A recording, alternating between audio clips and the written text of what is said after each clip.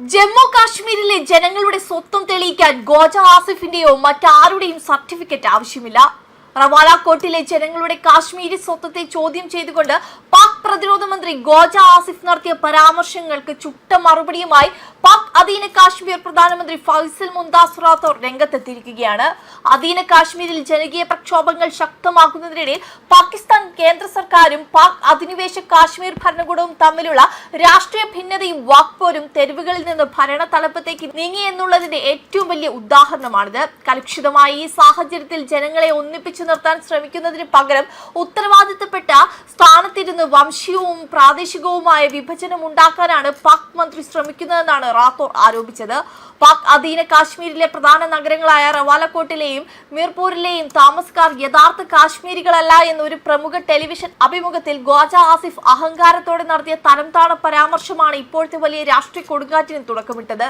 പാക് ഭരണകൂടത്തിന്റെ ക്രൂരമായ ജനദ്രോഹ നയങ്ങൾക്കെതിരെയും കാശ്മീർ പ്രാദേശിക ഭരണകൂടത്തിന്റെ പരാജയങ്ങൾക്കെതിരെയും ജോയിന്റ് അവാമി ആക്ഷൻ കമ്മിറ്റിയുടെ നേതൃത്വത്തിൽ റവാലക്കോട്ടിൽ കഴിഞ്ഞ കുറെ നാളുകളായി ജനങ്ങൾ കൂട്ടത്തോടെ തെരുവിലിറങ്ങി ശക്തമായ പ്രതിഷേധങ്ങൾ നടത്തിവരുന്നതിനിടയിലായിരുന്നു പാക് മന്ത്രിയുടെ ഈ വെല്ലുവിളി.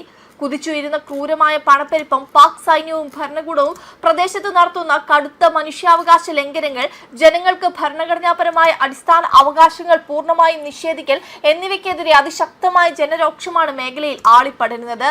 വിവാദ പ്രസ്താവന അതിരൂക്ഷമായ ജനകീയ പ്രതിഷേധങ്ങൾക്കും നയതന്ത്ര പ്രതിസന്ധിക്കും കാരണമായതോടെ കളം മാറ്റി ചവിട്ടി വിശദീകരണവുമായി ഒടുവിൽ ഗോജ ആസിഫ് തന്നെ രംഗത്തെത്തിയിരുന്നു.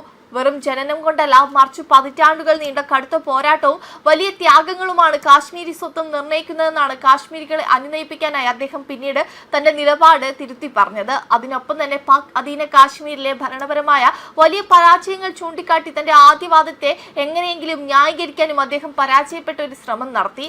എന്നാൽ പ്രസ്താവനയ്ക്കെതിരെ ഉണ്ടായ ശക്തമായ ജനരോഷത്തിൽ നിന്നും രാഷ്ട്രീയ തിരിച്ചടിയിൽ നിന്നും ശ്രദ്ധ തിരിക്കാനാണ് പ്രതിരോധ മന്ത്രി ഇപ്പോൾ ശ്രമിക്കുന്നതെന്ന് POK പ്രധാനമന്ത്രി ഫൈസൽ മുന്താസ് റാത്തോർ കുറ്റപ്പെടുത്തി. സ്വന്തം പ്രസ്താവനയ്ക്കെതിരെ വലിയ തോതിൽ പ്രതിഷേധമുയർന്നപ്പോൾ ഇപ്പോൾ പ്രാദേശിക ഭരണകൂടത്തിലെ വീഴ്ചകൾ മാത്രം ചൂണ്ടിക്കാട്ടി ഒളിച്ചോടാനാണ് അദ്ദേഹം ശ്രമിക്കുന്നത്.